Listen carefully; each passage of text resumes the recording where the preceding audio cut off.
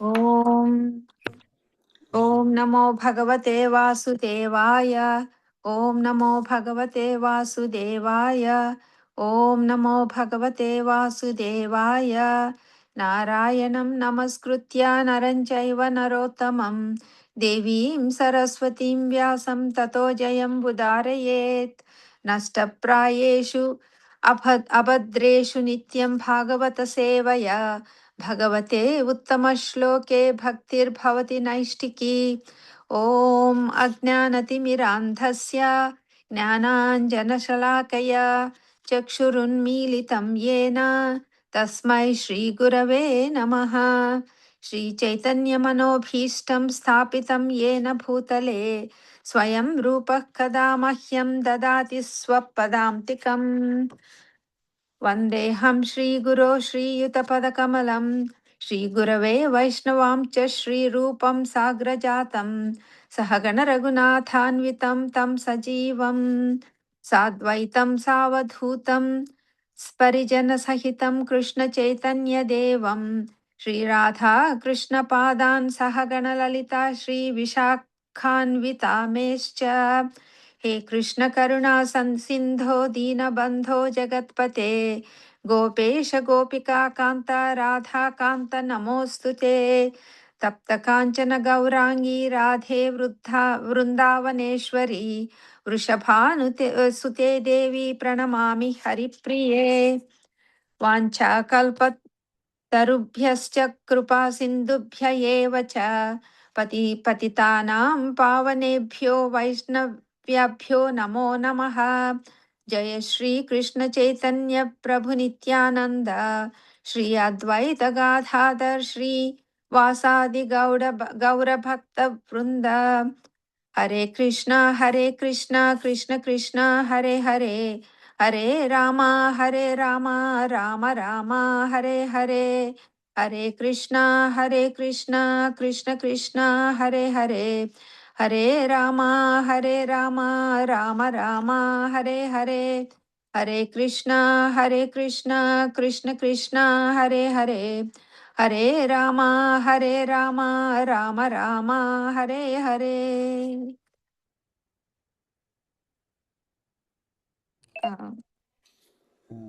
అది 30 నుంచి 33 దాకా చదవచ్చు మొత్తం 4 శ్లోకాలు. ఉమ్. ఇవాళ మనము చతుర్థ స్కందము అధ్యాయము 29లో 30 నుంచి 35 శ్లోకాల వరకు చదువుతున్నాము. 30 నుంచి 31 శ్లోకాలు. उत्परीतो यथा दीनः सारमेयो गृहं गृहं चरन् विन्दति यद्दिष्टं दण्डमोदनमेव वा तथा कामाशयो जीवा उच्चावच पथा भ्रमन् उपर्यथो वा मध्ये वा याति दिष्टं प्रिया प्रियम्. శుద్బాధకు లోనై ఆహారం కొరకు ఇంటింటికి తిరిగడి శునకమునే జీవుడు పోలియుండును. విధిని అనుసరించి ఆ శునకము కొన్ని మార్లు కర్ర దెబ్బలను మరికొన్ని మార్లు కొంత ఆహారంను పొందుచుండును. అదే విధముగా జీవుడు పలు వాంఛలచే ప్రేరేపితుడై విధిని అనుసరించి వివిధ జీవజాతులలో పరిభ్రమించుచుండును. కొన్ని మార్లు అతడు ఉన్నత స్థితిలో ఉండును, కొన్ని మార్లు అధమ స్థితికే ఏగును. కొన్ని మార్లు స్వర్గమునకేగుచు కొన్ని మార్లు నరకమునకేగుచు మరికొన్ని మార్లు మధ్యలోకములకు చనుచుండును. భాష్యము. జీవుని పరిస్థితి ఇక్కడ కుక్కతో పోల్చబడినది. ప్రారబ్ధం అనుసరించి కుక్క ఒక ధనవంతుడకు యజమాని చెంత ఉండవచ్చును, లేదా అది వీధి కుక్క అయి ఉండవచ్చును. ధనవంతుని కుక్క అతి వైభవోపేతముగా జీవించును. యజమాని తన కుక్క పేరిట కోట్లాది రూపాయలను విల్లుగా రాసి ఇచ్చిన ఉదంతములు పాశ్చాత్య దేశములలో వినవచ్చుచుండును. పెద్ద సంఖ్యలో శునకములు ఆహారం లేకుండా వీధులలో చరించుట కానవచ్చును. కనుక జీవుని బద్ధ స్థితిని కుక్కతో పోల్చుట సమంజసముగానున్నది. కుక్క జీవితమే గడపవలసి వచ్చినచో కృష్ణుని యొక్క కుక్కగా నగుట సర్వోత్తమమని బుద్ధిమంతుడగు మానవుడు ఎరుగగలుగును. భౌతిక జగత్తులో కుక్క కొన్ని మార్లు అందలమెక్కవచ్చును, కొన్ని మార్లు వీధిలో చరించుచుండవచ్చును. కానీ ఆధ్యాత్మిక జగత్తులో శ్రీకృష్ణుని యొక్క కుక్క నిరంతరము సుఖభాగి అయి ఉండును. కనుకనే శ్రీల భక్తి వినోద ఠాకూరులు వైష్ణవ ఠాకుర తోమార కుకుర బలియ జానహ మోరే అని గానం చేసిరి. ఆ విధముగా ఆయన తాను వైష్ణవుని యొక్క కుక్కగా నవ్వకోరిరి. కుక్క ఎల్లప్పుడూ యజమాని గుమ్మం చెంత కాపలా కాయచు ఆయనకు ప్రతికూలమైన ఏ వ్యక్తిని కూడా లోనికి అనుమతింపకుండును. అదే విధముగా ప్రతి ఒక్కడూ వైష్ణవుని సేవలో నెలకొని అతనికి అన్ని విధములా ప్రసన్నతను కూర్చుటకు యత్నించవలను. ఆ విధముగా చేయనిదే ఎవడును ఆధ్యాత్మిక ప్రగతిని సాధించలేడు. ఈ భౌతిక జగమున మనుజుడు సత్వగుణమును వృద్ధిపరుచుకొనిచో ఆధ్యాత్మిక ప్రగతిని సాధింపకపోవటయే గాక ఉన్నత లోకంలో కూడా చేరగలడు. ఈ విషయము భగవద్గీత యందు 14వ అధ్యాయంలో 18వ శ్లోకం నందు ఇట్లు ధృవపరుపబడినది. ఊర్ధ్వం గచ్చంతి సత్వస్థా మధ్యే తిష్టంతి రాజసాః జగన్యగుణవృత్తిస్థా అధో గచ్చంతి తామసాః. సత్వగుణం నందు ఉన్నవారు క్రమంగా ఊర్ధ్వలోకములకు ఉద్ధరింపబడుదురు. రజోగుణం నందు ఉన్నవారు భూలోకం నందు నివసింతురు. హేయమైన తమోగుణము నందున్నవారు నరకలోకములకు పతనం చెందుతుందరు. వివిధ లోకములలో నానా విధములకు జీవజాతులు కలవు. జీవుని యొక్క సత్వ రజస్తమో గుణములను అనుసరించి అవి ఉద్భవించుచున్నవి. జీవుడు సత్వగుణయుతుడైనచో ఉన్నత లోకములను చేరును. రజోగుణయుతుడైనచో మధ్యస్థితిలో నిలిచి ఉండును. తమోగుణ స్థితుడైనచో నీచ జీవ జాతులలోనికి త్రోయబడును. 32వ శ్లోకం. దుఃఖేష్వేకతరేణాపి రేణాసి దైవభూతాత్మహేతుషు జీవస్య న వ్యవచ్ఛేదః స్యాచ్చేత్తత్ ప్రతిక్రియా. జీవులందరూ విధికి, ఇతర జీవులకు లేదా దేహ మనస్సులకు సంబంధించిన వివిధ దుఃఖములను పరిహరించుటకు యత్నించుతున్నారు. అయినను వారిని నివారించుటకు వారెన్ని యత్నములను చేసినను ప్రకృతి నియమములచే బద్ధులుగా ఉండవలసి వచ్చును. భాష్యము.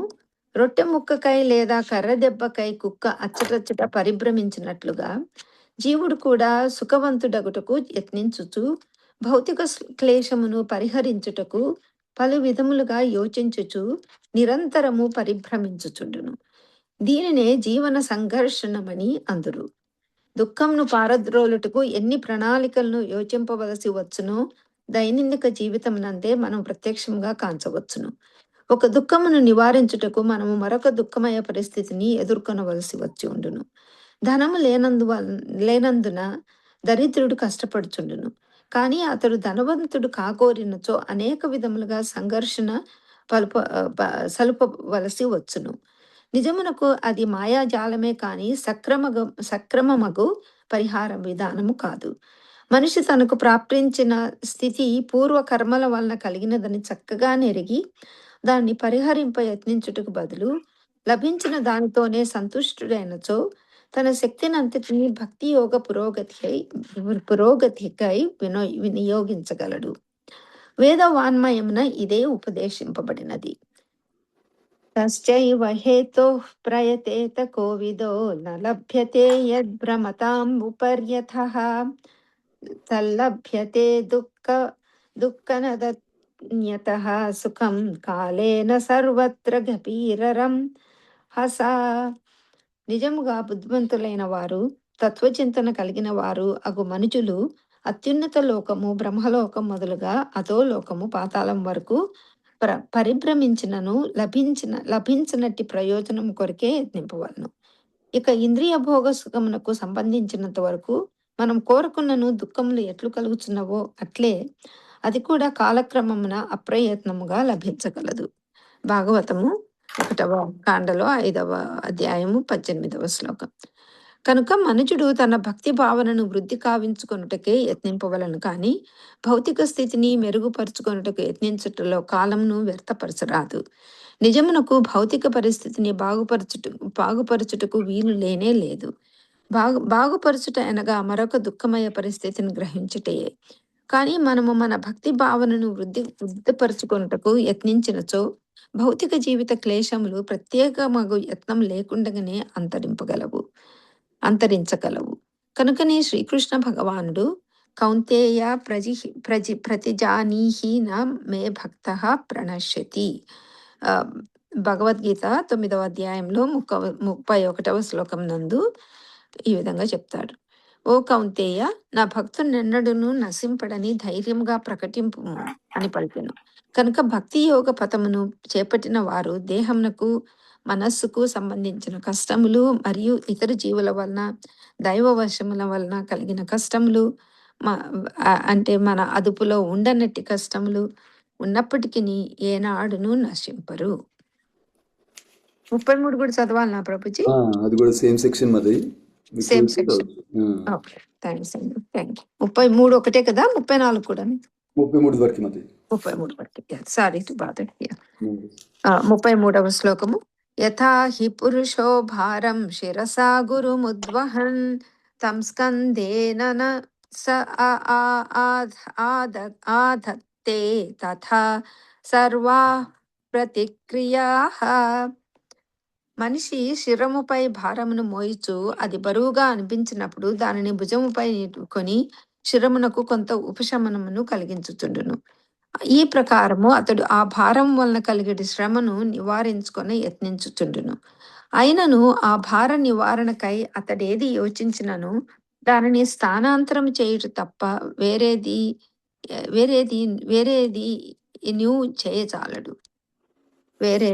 చేయజాలడు. భాష్యము. భారమును ఒక చోట నుండి ఇంకొక చోటికి మార్చడి యత్నమునకు ఇది ఒక చక్కని వర్ణనము. తలపై బరువును మోయిచు అలసిన వాడు దానిని భుజముపై ఉంచుకొను. దాని భావము అతడు ఆ శ్రమ భారము నుండి బయటపడినాడని కాదు. అదే విధముగా మానవ సంఘము నాగరికత పేరట ఒక కష్టమును నివారించుటకు ఇంకొక కష్టమును తయారు చేసుకొనుచున్నది. ఒక ప్రదేశం నుండి వేరే ప్రదేశమునకు వేగంగా ప్రయాణించుటకు మోటారు కార్లు తయారు పడుటను మనము కాంచుచున్నాము. కానీ వానిచే ఇతర సమస్యలను కూడా మనం సృష్టించుకుంటుమి.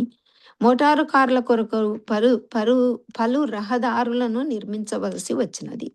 అయినను వాహనముల సంఖ్యకు అవి సరిపోక కిక్కిరిసిపోవుట, వాహన చలనం స్తంభించిపోవుట జరుగుతున్నది.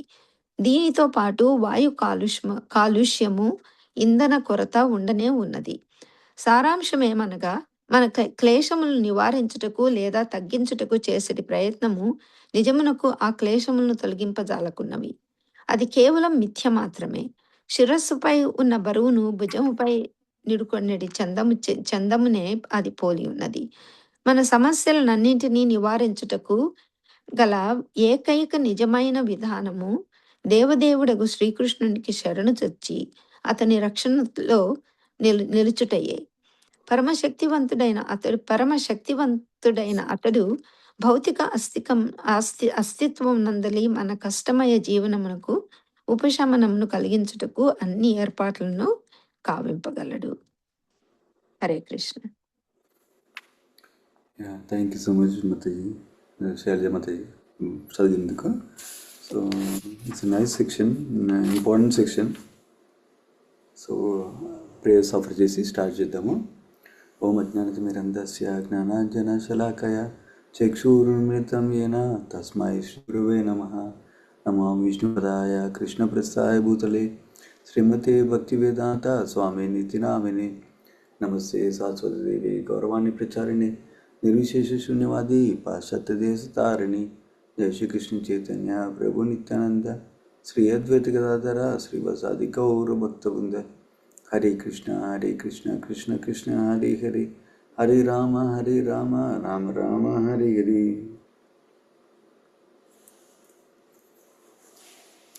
సో మనం నారదముని కింగ్ ప్రచిన్ భార్య వాళ్ళిద్దరు ఒక సంవాదం వింటున్నాం. ఆ సంవాదంలో నారదముని చెప్పిన అలిగోరికల్ స్టోరీ ఉంది కదా, పురంజన స్టోరీ, అదంతా అయిపోయిన తర్వాత ఇప్పుడు ఆ స్టోరీ వివరించారు నారదముని. దాంట్లో ఇదంటే అది, ఇదంటే అది అని పోల్చారు కదా, అవన్నీ వివరంగా చెప్పారు. తర్వాత నారదముని మనం జీవులం, మన జీవులం అంటే సోల్, ఆత్మ. మనము ఆ, త్రిగుణాల ఇన్ఫ్లుయెన్స్ వల్ల, సత్వగుణం, రజోగుణం, తమగుణం ఇన్ఫ్లుయెన్స్ వల్ల కొన్నిసార్లు స్వర్గలోకంకి వెళ్తున్నాము, కొన్నిసార్లు మధ్య ప్లానెట్లో ఉంటున్నాము, కొన్నిసార్లు నరకలోకంకి వెళ్తున్నాము, లోవర్ ప్లానెట్స్కి వెళ్తున్నాము. అట్లా డిఫరెంట్ బాడీస్లో తిరుగుతున్నాం అనమాట మనం. కొన్నిసార్లు అబ్బాయిలాగా వస్తాము, కొన్నిసార్లు అమ్మాయిలాగా వస్తాము, కొన్నిసార్లు నపుంసకుల్లాగా వస్తాము, కొన్నిసార్లు దేవతలాగా వస్తాము, కొన్నిసార్లు యానిమల్లాగా వస్తారు అని వివరించారు లాస్ట్ ఫ్యూ వర్సెస్లో మనకి. ఇప్పుడు 30వ శ్లోకం నుంచి 30-33కి బ్రాడ్లీ ఒకటేమో ప్రీవియస్ వర్సెస్ థీమ్ కంటిన్యూ అవుతుంది. ఏంటి? జీవులు డిఫరెంట్ బాడీలో డిఫరెంట్ ప్లేసెస్లో కంటిన్యూ అవుతున్నారు. అదొక థీమ్ కంటిన్యూ అయింది. తర్వాత ఏమో ఇట్లా మనం ఇంత సుఖం కోసం, సంతోషం కోసం అన్ని చోట్ల ట్రై చేస్తున్నాం, కానీ దానికి పర్మనెంట్ సొల్యూషను ఇది కాదు. మనం మెటీరియల్గా ట్రై చేయడం కాదు. పర్మనెంట్ సొల్యూషన్ భగవంతుడి దగ్గరికి వెళ్ళడము, భగవంతుడి సేవలో ఉండటము, భగవంతుడిని శరణం తీసుకోవటం అని సెకండ్ థీమ్ చెప్తున్నారట మనకి ఇప్పుడు ఓవరాల్గా ఈ శ్లోకాల్లో. సో ఫస్ట్ థీమ్ గురించి కొంచెం మాట్లాడి, ప్రాబ్లం గురించి మాట్లాడి, తర్వాత సొల్యూషన్ గురించి మాట్లాడుకోవచ్చు మనం. ప్రాబ్లం ఇది ఎందుకు ఇంపార్టెంట్ థీమ్స్ అన్నానంటే, ఓవరాల్గా స్పిరిచువల్ నాలెడ్జ్ గురించి తెలుసుకోవడానికి కూడా, ఓవరాల్గా మనం అర్థం చేసుకోవడానికి అఫ్కోర్స్ ఇది డిఫరెంట్ విధాలుగా ఎక్స్ప్రెస్ చేయొచ్చు. ఈ కాంటెక్స్ట్లో ఇట్లా ఎక్స్ప్లెయిన్ చేస్తున్నాను. ఓవరాల్గా స్పిరిచువల్ లైఫ్లో మనం గ్రో అవ్వాలంటే ఏం చేయాలి? ఫస్ట్ ఏమో మనకి ఈ భౌతిక ప్రపంచంలో ఎప్పుడు సుఖంగా ఉండాలి, ఎప్పుడు ఆనందంగా ఉండాలి అని అయ్యే పని కాదు అని తెలుసుకోవాలన్నమాట. నంబర్ 1 అంటే ఇంద్రియ తృప్తితోటి ఆనందం కావాలని అందరం ట్రై చేస్తుంటాం. సో దాంతో ఆనందం రాదు అని తెలుసుకోవాలన్నమాట. అది వన్ ఇంపార్టెంట్ థీమ్ అనమాట, స్క్రిప్చర్స్లో చెప్పేది, శాస్త్రాల్లో చెప్పేది. ఇంకో ఇంపార్టెంట్ థీమ్ ఏంటంటే, మరి సొల్యూషన్ ఏంటి? భగవంతుని సేవలో ఉండటం. భగవంతుని సేవలో, భక్తి మార్గంలో ఉంటే అప్పుడు మనకి ఈ రియల్ సంతోషం వస్తుంది, ఆనందం వస్తుంది, తర్వాత తృప్తి, సాటిస్ఫాక్షన్ కూడా వస్తుంది అనమాట. అది ఈ 2 థీమ్స్ తెలుసుకోవాలన్నమాట. అప్పుడు ఏమవుతుంది, మనం ఇంద్రియ తృప్తి వైపుకి ఫోకస్ చేయకుండా, అది ప్రాబ్లం తెలిసింది కాబట్టి, తర్వాత సొల్యూషన్ తెలిసింది కాబట్టి, మళ్ళీ ఇప్పుడు భక్తి మార్గంలో ఫుల్గా ఎనర్జీ ఫోకస్ చేస్తాం అనమాట. అందుకని శాస్త్రాలు రిపీటెడ్గా ఈ 2 థీమ్స్ గురించి రెగ్యులర్గా చెప్తారన్నమాట మనకి. సో మనకి ఫెయిత్ తోటి, డిటర్మినేషన్ తోటి మనం కంటిన్యూ అవ్వడానికి, మెటీరియల్ వైపు తక్కువ ఫోకస్ చేసినాం, స్పిరిచువల్ వైపు ఎక్కువ ఫోకస్ చేయడం అని. సో న్యాచురల్లీ సమ్ క్వశ్చన్స్ వస్తాయి. అయితే మెటీరియల్ గురించి ఏం పట్టించుకోకూడదా అనే క్వశ్చన్ వస్తుంది. అది కూడా డిస్కస్ చేద్దాం. సో ప్రాబ్లం ఏం చెప్తున్నారు? ఫస్ట్ ఇక్కడ ఒక కుక్కతో పోలుస్తున్నారు. కుక్కకు ఒక ఇంటికి వెళ్తుంది, ఒక ఇంటికి వెళ్తే కొంతమంది కొట్టి పంపిస్తారు, ఏం ఫుడ్ పెట్టకుండా, హట్ అనేసి. ఇంకో ఇంటికి వెళ్తే వాళ్ళ దగ్గర మిగిలిన ఫుడ్ ఏదైనా కొంచెం. సో అట్లా 2 పాసిబిలిటీస్ ఉన్నాయి కుక్కకి వెళ్ళినందువల్ల. అట్లాగే మనము డిఫరెంట్ బాడీస్లో ఈ మెటీరియల్ వరల్డ్లో ఉన్నందువల్ల మనకి కొన్నిసార్లు కొంచెం సంతోషం వస్తుంది, కొన్నిసార్లు కొంచెం దుఃఖం వస్తుంది, హ్యాపీనెస్, డిస్ట్రెస్, అది కంటిన్యూ అవుతూనే ఉంది మనకి. అది ఆర్బిట్రరీ కాదు, అది మనం పూర్వకర్మలు చేసిన దాన్ని బట్టి మనకు కొంచెం సంతోషం వస్తుంది, కొంచెం దుఃఖం వస్తుంది. 2 మన కార్మిక్ రియాక్షన్స్ బట్టి డిటర్మైన్ అన్నమాట మనకి.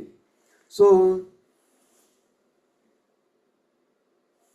ఇన్ఫ్యాక్ట్ మనం హోల్ ఈ సంసార చక్రంలో జన్మ మృత్యు అట్లా సర్కిల్లో తిరుగుతూనే ఉన్నాం. ఎందుకు? ఫర్ ఎగ్జాంపుల్, మనం భక్తి పట్టించుకోకుండా ఓన్లీ ఇది నాకు ఆనందం కలిగిస్తుంది, నేను బాడీ అనుకో, శరీరం అనుకో, ఆత్మ అని తెలియదు నాకు, నేను శరీరం అనుకున్నాను. ఏం చేస్తాను? శరీరానికి ఏది ఆనందం కలిగిస్తుంది అది చేస్తాను. శరీరానికి ఏది దుఃఖం కలిగిస్తుంది అది చేయకుండా చూస్తాను. బేసికలీ నా లైఫ్ అంతా శరీరానికి ఆనందం ఎట్లా ఎక్కువ చేసుకోవాలి, శరీరానికి దుఃఖం ఎట్లా తక్కువ చేసుకోవాలి, ఈ 2 ప్రిన్సిపల్స్ మీద నా లైఫ్ నడుస్తుంది అనమాట. భక్తి గురించి తెలియకపోతే, పర్మనెంట్ సొల్యూషన్ గురించి తెలియకపోతే. సో న్యాచురల్గా ఏ కొంచెం కనపడినా కూడా బాడీకి, మైండ్కి ఎట్లా ఆనందం ఎక్కువ ఇవ్వాలి, లేకపోతే ఎట్లా దుఃఖం తక్కువ చేయాలని తెలిస్తే దాని మీద మన టైము, ఎనర్జీ అన్నీ స్పెండ్ చేస్తాం అన్నమాట, రిసోర్సెస్ అన్నీ స్పెండ్ చేస్తాం అన్నమాట. కానీ అట్లా స్పెండ్ చేసిన వల్ల ఏమవుతుంది అని చెప్తున్నారు ఈ రెండు శ్లోకాల్లో. ఏం చెప్తున్నారు? ఫర్ ఎగ్జాంపుల్ ప్రభుపాద గారు కొన్ని ఎగ్జాంపుల్స్ కూడా ఇచ్చారు ఇక్కడ. ఒకటి ఏంటంటే ఒకతనికి అసలు డబ్బులు లేవు, పూర్ మ్యాన్గా పుట్టాడు అనమాట. సో ఆయన రిచ్ అవ్వాలనుకొని ట్రై చేస్తారు. రిచ్ అవ్వాలని ట్రై చేయాలంటే ఏంటి? మనీ సంపాదించాలి. మనీ సంపాదించాలంటే ఏం చేయాలి? చాలా కష్టపడాలి. సో ఇట్లా ఒక ప్రాబ్లం కోసం ఇంకో ప్రాబ్లం తెచ్చుకుంటాం అన్నాడు మనం. సో ఒక ప్రాబ్లం పోవాలంటే, ఫర్ ఎగ్జాంపుల్ ఇంకొకటి ఎగ్జాంపుల్ ఏంటంటే ప్రభుపాద భాషలో చెప్తున్నారు ఏంటి, మనం ఒక ప్లేస్ నుంచి ఇంకో ప్లేస్కి ఫాస్ట్గా వెళ్ళాలి. ఫాస్ట్గా వెళ్ళాలంటే ఏం చేశారు? కార్లు ఇన్వెంట్ చేశారు, ఫ్లైట్లు ఇన్వెంట్ చేసాము, అవన్నీ ఇన్వెంట్ చేసాము. సో అవన్నీ లేనప్పుడు ఏం చేసేవాళ్ళు? అందరూ ఒక దగ్గరే ఉండిపోయేవాళ్ళు. సో మన ఫ్యామిలీ మెంబర్స్ మనతోనే ఉంటారు, మనకి తెలిసిన వాళ్ళందరూ మనతో ఉంటారు. ఇంకా దూరం వెళ్ళడం పనే ఎక్కువ లేదు. ఓన్లీ దూరం ఎక్కువ పని అంటే ఎప్పుడైనా తీర్థయాత్రకి వెళ్ళాలంటే దూరం వెళ్ళే వాళ్ళం, లేకపోతే దూరం వెళ్ళే వాళ్ళం కాదు చాలా. ఇప్పుడేంటి, ఇవన్నీ కార్లు, విమానాలన్నీ ఉన్నందువల్ల మనం ఎంతెంతో దూరం స్ప్రెడ్ అయిపోయాం ఫ్యామిలీతోటి అట్లా. సో ఈ టెక్నాలజీ అడ్వాన్స్మెంట్ మంచిది కాదు అని చెప్పట్లేదు. దానివల్ల ఏం ప్రాబ్లమ్స్ వచ్చినాయని ఎగ్జాంపుల్ చెప్తున్నారు ప్రభుపాద వారు. ఏంటి ఇప్పుడు వాటి వల్ల ఏమైంది? ఇంకా మంచి రోడ్లు కట్టాలి. మంచి కార్లు వచ్చినందువల్ల మంచి రోడ్లు కట్టాలి. మంచి రోడ్లు చేయకపోతే కార్లు పనిచేయవు కదా. ఏవో కొన్ని కార్లే రగ్గడ్ రోడ్స్ పనిచేస్తాయి, మిగతావన్నీ పనిచేయవు. సో అందుకని మంచి రోడ్లు కట్టాలి. మంచి రోడ్లు కట్టాలంటే మళ్ళీ కష్టపడాలి. సో అట్లా ఒక్కొక్క ప్రాబ్లంకి ఇంకో ప్రాబ్లం తెచ్చుకుంటున్నాం అన్నమాట మనం. ఫర్ ఎగ్జాంపుల్ మనకి ఫర్ ఎగ్జాంపుల్ ప్రమోషన్ వస్తే ఎక్కువ డబ్బులు వస్తే నేను ఎక్కువ పెద్ద ఇల్లు కొనుక్కోవచ్చు అనుకున్నాం అనుకో, మరి ప్రమోషన్ కోసం ఎక్కువ పని చేయాలి. సో అట్లా ఒక ప్రాబ్లం తోటి ఇంకో ప్రాబ్లమ్స్ వస్తున్నాయి అన్నమాట. సో కానీ ఏమవుతుంది ఈ ప్రాబ్లమ్స్ వల్ల? ఇంకొక నైస్ ఎగ్జాంపుల్ ఇచ్చారు ప్రభుపాద భాషలో. ఏంటంటే ఎవరో ఒకళ్ళు తల మీద మోస్తున్నారు బరువంతా. బరువైన మూట ఉంది అనుకో, ఫర్ ఎగ్జాంపుల్ తల మీద మోస్తున్నారు. తర్వాత అప్పుడు చాలా టైర్డ్ అయిపోయారు, ఓ మై గాడ్ నాకు కష్టంగా ఉంది అనేసి. అప్పుడు ఏం చేస్తారు? ఇంకా భుజం మీద పెట్టుకుంటారు అనమాట. తర్వాత అప్పుడు టైర్ అయిపోతే మళ్ళీ తల మీద పెడతారు అనమాట. సో ఇప్పుడు ఏమైంది? వాళ్ళ సొల్యూషన్ అట్లా ఉందన్నమాట. మనం చేసే మెటీరియల్ ప్రాబ్లమ్స్కి ఇట్లా ఉన్నాయన్నమాట. ప్రాబ్లం అయితే వస్తుంది ఇటువైపు కానీ అనమాట. అట్లాగే మనకి ఈ 3 types ఆఫ్ మిజరీస్ అంటారు కదా. ఆది భౌతిక క్లేశ, ఆధ్యాత్మిక క్లేశ, ఆది దైవిక క్లేశ. ఆది భౌతిక క్లేశ అంటే ఏంటి? వేరే జీవులతోటి మనకి ప్రాబ్లమ్స్ రావడం అనమాట. వేరే జీవులు అంటే ఏంటి? ఎవరైనా ఉండొచ్చు, వేరే మనుషులు అయినా ఉండొచ్చు, వేరే అనిమల్స్ అయినా ఉండొచ్చు, ఈవెన్ వైరస్ ఉండొచ్చు, బ్యాక్టీరియా ఉండొచ్చు, అవన్నీ జీవులే కదా. వేరే బర్డ్స్ అయి ఉండొచ్చు. మనకి లైఫ్లో తెలుసు, మనకి చాలా రోగాలు వైరస్ వల్ల వచ్చాయని తెలుసు. ఈ మధ్యనే మనకి అయింది కదా, కరోనా వైరస్ వచ్చింది. సో దానివల్ల ప్రాబ్లమ్స్ వచ్చింది. వైరస్ వల్ల ప్రాబ్లమ్స్ తెలుసు మనకి. మస్కిటోస్ వల్ల ప్రాబ్లమ్స్ తెలుసు. అట్లాగే వేరే కుక్కలు కరుస్తాయి కొన్నిసార్లు, అట్లా అనిమల్స్ వల్ల ప్రాబ్లమ్స్ తెలుసు మనకి. అలాగే వేరే మనుషుల వల్ల మన ప్రాబ్లమ్స్ ఎట్లాగో తెలుసు. రిలేషన్షిప్ ప్రాబ్లమ్స్ తోటి, హస్బెండ్స్ వైఫ్, లేకపోతే వేరే వాళ్ళు కొంచెం ఫ్రెండ్స్ అవుతారు, కొంచెం ఎనిమీస్ అవుతారు, అట్లా ప్రాబ్లమ్స్ తెలుసు. ఇవన్నీ ఆది భౌతిక క్లేశ అంటారు అన్నమాట. క్లేశ అంటే మిజరీ, ఆది భౌతిక అంటే వేరే వేరే లివింగ్ ఎంటిటీస్, వేరే జీవుల వల్ల వచ్చే కష్టాలు. అట్లాగే రెండోది ఏంటి, ఆధ్యాత్మిక క్లేశ. ఆధ్యాత్మిక అంటే నా నా శరీరం వల్ల లేకపోతే నా మనసు వల్ల వచ్చే కష్టాలు అనమాట. నా బాడీ ఆర్ మైండ్ వల్ల వచ్చే కష్టాలు ఆధ్యాత్మిక క్లేశ అంటారు అన్నమాట. వీటికి ఎగ్జాంపుల్స్ ఏంటి, నాకు ఎక్కువసేపు కూర్చుంటే కాళ్ళు నొప్పులు పుడతాయి, ఎక్కువసేపు నుంచుంటే కాళ్ళు పుడతాయి, ఎక్కువసేపు నడిస్తే కాళ్ళు నొప్పులు పుడతాయి, లేకపోతే ఈ డిఫరెంట్ రోగాలు వస్తాయి శరీరాలకి, liver problem, skin irritation problem, skin allergies, ఏదో ఒక ప్రాబ్లమ్స్ వస్తాయి శరీరం వల్ల. సో అది శరీరంతో వచ్చే ప్రాబ్లమ్స్. అట్లాగే మనసుతో వచ్చే ప్రాబ్లమ్స్ ఏంటి, అయ్యో నేను ఆఫీస్లో ఇట్లా ఉండకపోతే ఏమవుతుంది, మా మేనేజర్ తీసేస్తారేమో నన్ను ఆఫీస్ నుంచి, నేను ఇది చేయకపోతే మరి ఎట్లా, వాళ్ళు ఏమనుకుంటారు నేను ఇది చేయకపోతే, అయ్యో వాళ్ళు నన్ను ఇలా ఎందుకు చూస్తున్నారు, వాళ్ళు నాకు పలకరించలేదు ఏంటి, ఇట్లా మనసులో వచ్చే ప్రాబ్లమ్స్ అనమాట. యాంగ్జైటీ, భయము వచ్చేది అనమాట. అవన్నీ మనసు రిలేటెడ్ ప్రాబ్లమ్స్ అనమాట. సో బేసికలీ ఆది భౌతిక క్లేశ అంటే వేరే జీవులతో వచ్చే ప్రాబ్లమ్స్, ఆధ్యాత్మిక క్లేశ అంటే మన శరీరం నుంచి మన మనసు నుంచి వచ్చే ప్రాబ్లమ్స్ అనమాట. సో అట్లాగే ఆది దైవిక క్లేశ ఉంటుంది. ఆది దైవిక క్లేశ అంటే దేవతల వల్ల వచ్చే క్లేశాలు అనమాట. దేవతల వల్ల క్లేశాలు ఇలా ఉంటాయి, మనకి ఎక్కువ ఎండలు రావటము, ఎక్కువ చలి రావటము, ఎక్కువ స్నో పడటము, లేకపోతే తుఫాను రావటము, లేకపోతే భూకంపాలు రావటము, లేకపోతే అదేంటి ఏదో వర్డ్ యూజ్ చేస్తారు మర్చిపోయారు, సునామీ అంటారు. సడన్గా ఓషన్ నుంచి వచ్చేస్తుంది, వాటర్ వస్తుంది, ఆ ల్యాండ్ అంతా మునిగిపోతుంది. అట్లా ఇవన్నీ ఆది దైవిక క్లేశాలు అనమాట. సో ఈ భౌతిక ప్రపంచంలో ఉన్నంతసేపు, మనము ఈ మెటీరియల్ వరల్డ్లో ఉన్నంతసేపు ఈ 3 విధాలైన క్లేశాలు, ఆధ్యాత్మిక క్లేశ, ఆదిభౌతిక క్లేశ, ఆదిదైవిక క్లేశాలు మనం అవాయిడ్ చేయలేమన్నమాట. మరి కొంతమంది అడగచ్చు, యాక్చువల్గా అవాయిడ్ చేస్తున్నాం కదా, మనం కొన్ని డిసీజెస్ శరీరానికి కొన్ని డిసీజెస్ రాకుండా మనం వ్యాక్సిన్లు కనుక్కున్నాము, అడ్వాన్స్ అయ్యాము. సో అందుకని కొన్ని డెడ్లీ డిసీజెస్ కూడా రావట్లేదు anymore. That is correct point only. కానీ ఇప్పుడు ఒక 100 years బ్యాక్ చూసి 100 years బ్యాక్ ఇప్పుడు చూస్తే అప్పుడు రోగాలు ఉన్నాయి, ఇప్పుడు రోగాలు ఉన్నాయి. కాకపోతే అప్పుడు వేరే రోగాలు ఉన్నాయి, ఇప్పుడు వేరే రోగాల వల్ల పీపుల్ చనిపోతున్నారు, కష్టపడుతున్నారు, సఫర్ అవుతున్నారు. కానీ సఫరింగ్ అయితే వస్తుంది అనమాట. సో అది ఇంకో ప్రిన్సిపల్ అనమాట. సో బేసికలీ మనం ఒక విధంగా మిసిరి తప్పించుకుంటే ఇంకో విధంగా వస్తుంది అనమాట. లాస్ ఆఫ్ కర్మ ఆర్ వెరీ స్ట్రిక్ట్ అనమాట. సో మనం ఒక విధంగా సంతోషం ఉందనుకుంటే వేరే విధంగా కష్టాలు వచ్చేస్తాయి. సో అది ప్రిన్సిపల్ మనకి ప్రభుపాల వారు భాషల్లో మంచిగా చెప్తున్నారు అనమాట. మనకి అది మనకు తెలుసుకోవచ్చు అనమాట. సో ఇంకో ప్రిన్సిపల్ ఏంటంటే, ప్రభుపాల వారు మనకి అందరు ఎవ్వరు నా కష్టం రావాలని కోరుకోరు. జనరల్గా ఒక కుంతిదేవి ఒకటి ప్రే చేస్తుంది, కానీ అట్లా మనందరము నేను సుఖంగా ఉండాలి, కష్టం రాకూడదు ఉండాలని అనుకుంటాం. అయినా కూడా మనం కోరుకోకపోయినా కూడా, మనం ఏమి ఎఫర్ట్ పెట్టకపోయినా కూడా మనకు కష్టాలు వస్తున్నాయి. ఈ 3 విధాల కష్టాలు ఎట్లాగో వస్తున్నాయి. సో అదే ప్రిన్సిపల్ చూస్తే సిమిలర్లీ మనకు వచ్చే సుఖం కూడా మనం ఎక్కువ కష్టపడకుండా వచ్చేస్తుంది అనమాట. సో ఎట్లా మనకి కష్టాలు మనం అడగకుండా వస్తున్నాయో అట్లాగే సుఖం కూడా అడగకుండా వచ్చేస్తుంది అనమాట. అది ఎప్పుడైతే మన ప్రిన్సిపల్ అర్థం చేసుకున్నామో మనము, అప్పుడు మనం ఎక్కువ కష్టపడము అనమాట. దేనికోసము?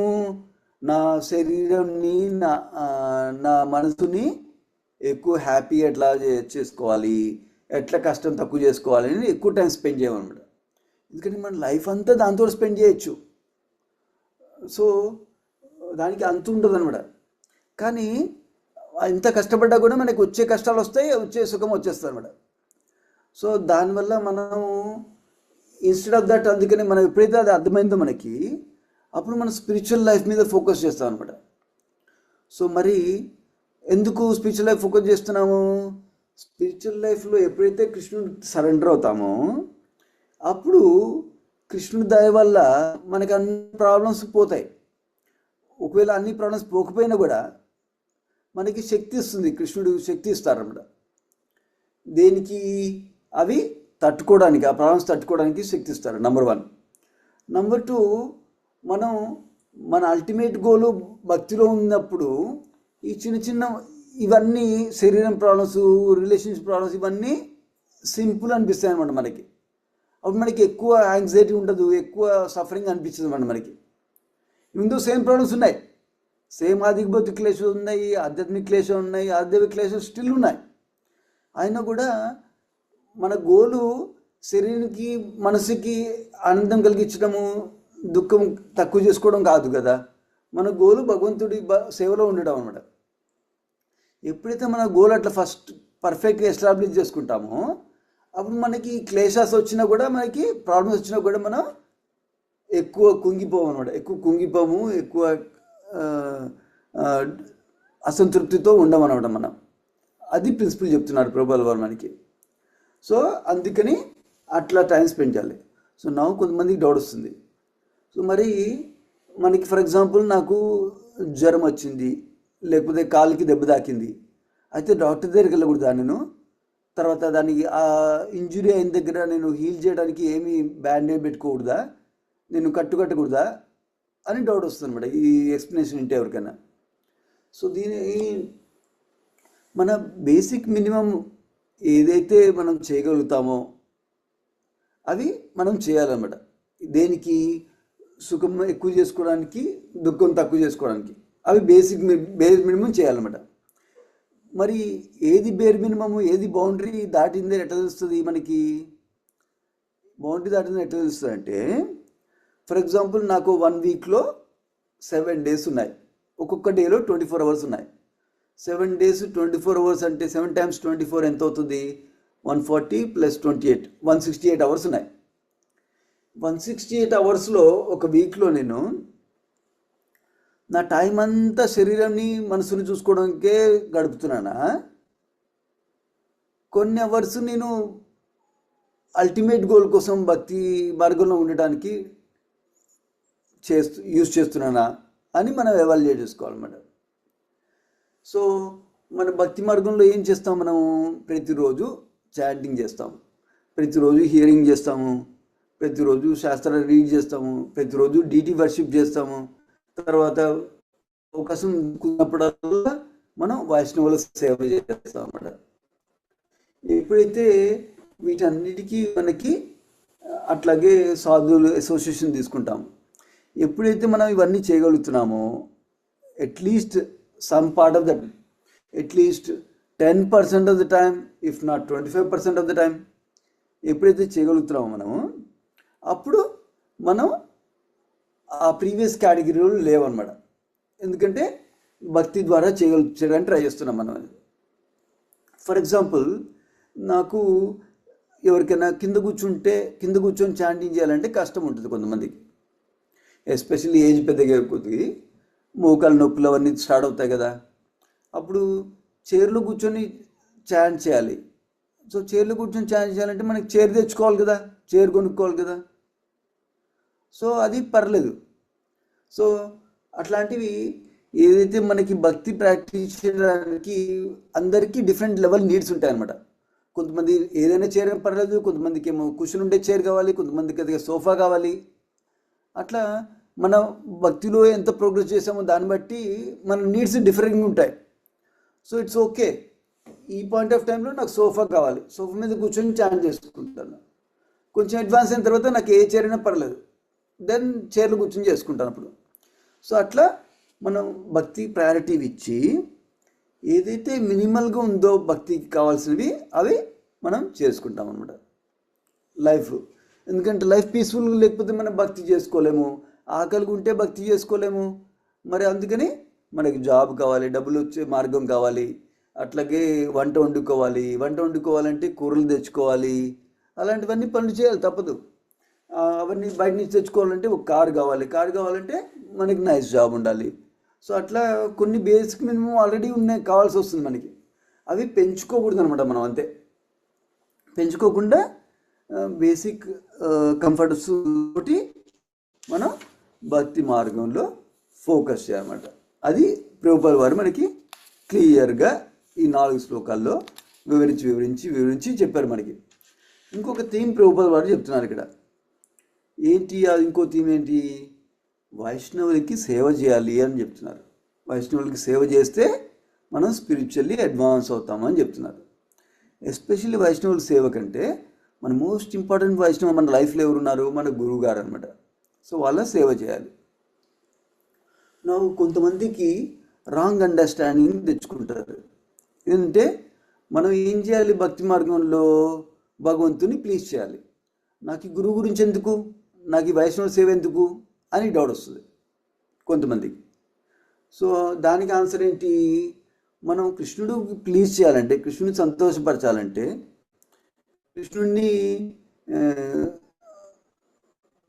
కృష్ణుడికి ఏం నచ్చుతుంది తెలుసుకోవాలి, అది చేయాలి. అట్లాగే కృష్ణుడికి ఏం నచ్చవో తెలుసుకొని అవి చేయకుండా ఉండాలి కదా. సో దెన్ కృష్ణుడికి నచ్చింది ఏంటి అని మనం శాస్త్రంలో ఏం వింటున్నాము? వైష్ణవులు సేవ చేస్తే కృష్ణుడికి నచ్చుతుంది అని విన్నాము. అట్లాగే వేరే జీవుల్ని హింసించకుండా వేరే జీవుల్ని మంచిగా చూసుకుంటే కృష్ణుడికి నచ్చుతుంది అని విన్నాము. సో ఎప్పుడైతే మనం వైష్ణవులకి సేవ చేస్తున్నామో, వేరే జీవులకి హాని చేయకుండా హెల్ప్ చేయడానికి ట్రై చేస్తున్నామో, అది కూడా కృష్ణుడికి ఇష్టమే. అది తెలుసుకోవాలి మనం. తెలుసుకొని ఇవి కూడా కృష్ణుడిని ప్లీజ్ చేసేకి ఇంక్లూడెడ్ అని తెలుసుకోవాలి.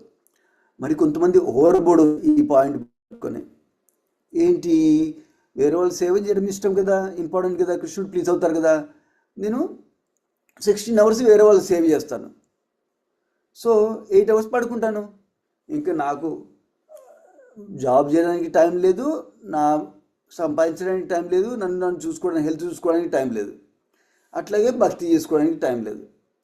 సో అట్లా ఇంబ్యాలెన్స్డ్గా చేయకూడదు అన్నమాట. మనం కృష్ణుడికి ఇష్టం అందరికి సేవ చేయడం, వైష్ణవులు సేవ చేయడం, కానీ అట్ ద సేమ్ టైం నా భక్తి మార్గం భక్తి చేసుకోవడానికి అడ్డంకు రాకూడదు అనమాట ఏదైనా కూడా.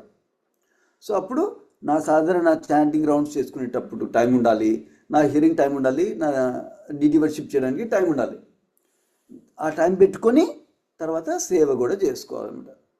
సో దీనికి శ్రీ ప్రభుపాద వాళ్ళు, ఆచార్య వాళ్ళు ఒక నైస్ ప్రయారిటైజేషన్ ప్రిన్సిపల్ ఇచ్చారు. ఆల్రెడీ చాలాసార్లు చెప్పుంటాను మీకు, మళ్ళీ చెప్తాను ఎందుకంటే చాలామందికి ఇది హెల్ప్ఫుల్ అవుతుంది. ప్రయారిటైజేషన్ ప్రిన్సిపల్ ఏంటంటే ఫస్ట్ మన హెల్త్ మంచిగా చూసుకోవాలన్నమాట. అది హైయెస్ట్ ప్రయారిటీ అనమాట. ఎందుకు? మన హెల్త్ మంచిగా లేకపోతే మనం సాధన చేయలేము, చాంటింగ్ చేయలేము. హెల్త్ మంచిగా చేయకపోతే సేవ కూడా చేయలేము. హెల్త్ మంచిగా లేకపోతే మనం ఫ్యామిలీకి కూడా హెల్ప్ చేయలేము కదా. అందుకని ఫస్ట్ హెల్త్ టాప్ ప్రయారిటీ కింద వస్తుంది. నెక్స్ట్ ప్రయారిటీ మన సాధన అనమాట. సాధన అంటే మన చాంటింగ్, హియరింగ్, రీడింగ్ అవన్నమాట. సో ఇవి నెక్స్ట్ ప్రయారిటీ ఎందుకైంది?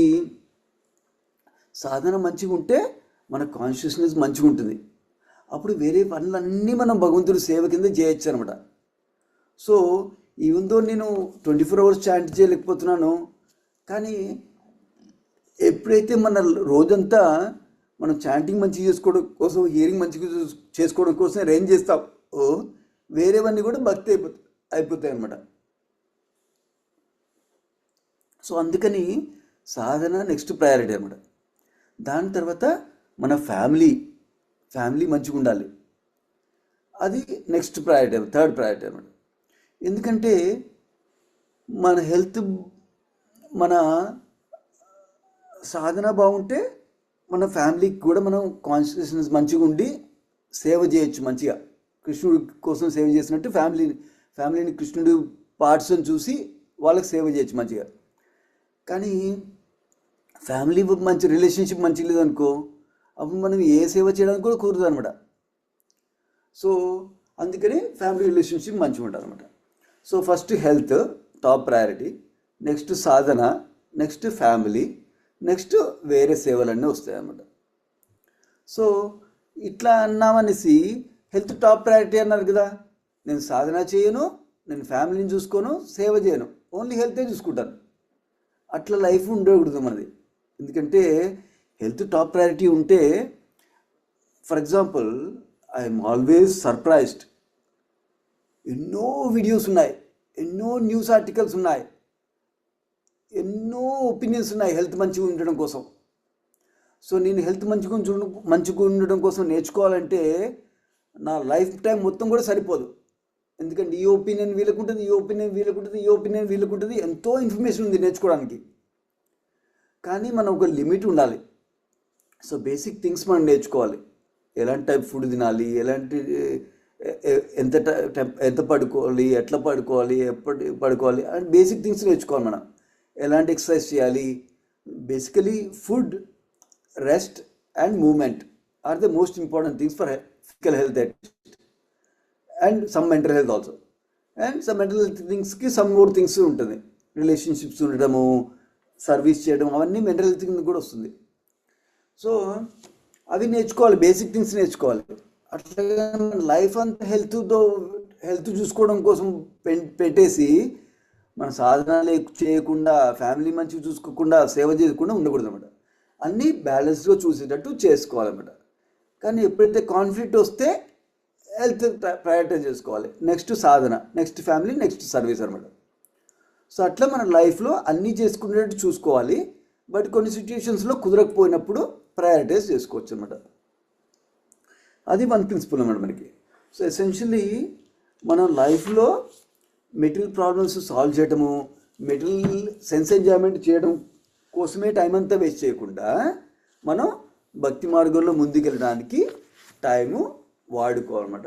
భక్తి మార్గం ముందుకు వెళ్ళడానికి కోసం వేరేవన్నీ కూడా లైఫ్లో మంచిగా చేస్తాం అన్నమాట. So obviously this a broad topic. ఎవరికైనా ఏమన్నా కామెంట్స్ ఉన్నా కూడా, క్వశ్చన్స్ ఉన్నా కూడా మనం డిస్కస్ చేయొచ్చు. ఇట్లా బ్రాడ్ టాపిక్ చెప్పినప్పుడు డిఫరెంట్ యాంగిల్స్లో డిస్కస్ చేస్తే మంచిది అనమాట. So that we have thorough understanding, proper understanding. ఎందుకు థరో అండర్స్టాండింగ్ రావాలి? మన లైఫ్లో మనం అట్లా నడుచుకోవాలి కాబట్టి. లైఫ్లో మంచిగా అప్లై చేయాలంటే మనకి అండర్స్టాండింగ్ ప్రాపర్గా రావాలి, బ్యాలెన్స్డ్ అండర్స్టాండింగ్ రావాలి. లేకపోతే మనం వింతగా అప్లై చేస్తాం అనమాట. నేను ఇందాక ఒక ఎగ్జాంపుల్ చెప్పాను కదా, హెల్త్ చూసుకుంటూ మిగతావన్నీ గుడ్ మార్నింగ్ చెప్పేస్తాం అనమాట. అట్లా కొంతమంది ఏమనుకుంటారు, భక్తి మోస్ట్ ఇంపార్టెంట్ కాబట్టి భక్తి చూసుకుంటాను, హెల్త్ పట్టించుకోను, ఫ్యామిలీ పట్టించుకోను, సేవ పట్టించుకోను, నా భక్తి మోస్ట్ ఇంపార్టెంట్ అనుకుంటారు. అట్లా కాదనమాట. ఇవన్నీ మన ప్రాపర్ బ్యాలెన్స్డ్ అండర్స్టాండింగ్ తోటి మన ప్రిన్సిపల్స్ అప్లై చేయాలన్నమాట భక్తిలో. ఎవరికైనా కామెంట్?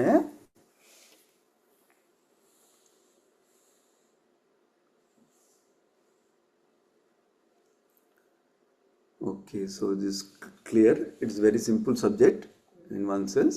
సింపుల్ ఏం కాదండి, చాలా బాగా చెప్పారు ఎట్లా బ్యాలెన్స్ చేసుకోవాలి. ఆ బ్యాలెన్స్ మనకి నాలెడ్జ్ ఉన్నా కూడా ఇంప్లిమెంటేషన్ పెట్టడానికి చేత కాదు. Life is again what we make it, no excuses అనుకోండి. But time if you make it, you have it. But prioritising ఆ స్కిల్స్, ఆ నాలెడ్జ్, ఈ అప్లికేషన్ అవన్నీ కూడా రావాలంటే అందుకనే ఇది ఎన్నో life times you have to do, practice చేయాలన్నమాట. Then only you can do it. So ఇక్కడ అగైన్ ఐ థింక్ ఈ శ్లోకాల్లో మీరు చెప్పే సెల్ఫ్ కేర్ అవన్నీ priorities, in addition to that మీరు చెప్పినట్లు how we go after things after things, and we don't really, without realizing, and it's not helping us. It's not problem solution. It's just ఒక బరువు తీసుకుపోయి ఇంకొక బరువులో పెట్టినట్లు